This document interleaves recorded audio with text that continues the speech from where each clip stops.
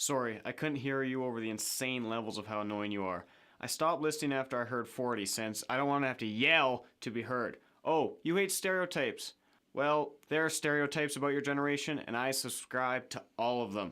It's much more fun and a lot simpler for me that way. So thank you, Mr. Midlife Crisis Nemesis. You're where I have yet to be, and it makes me smile. Postman out.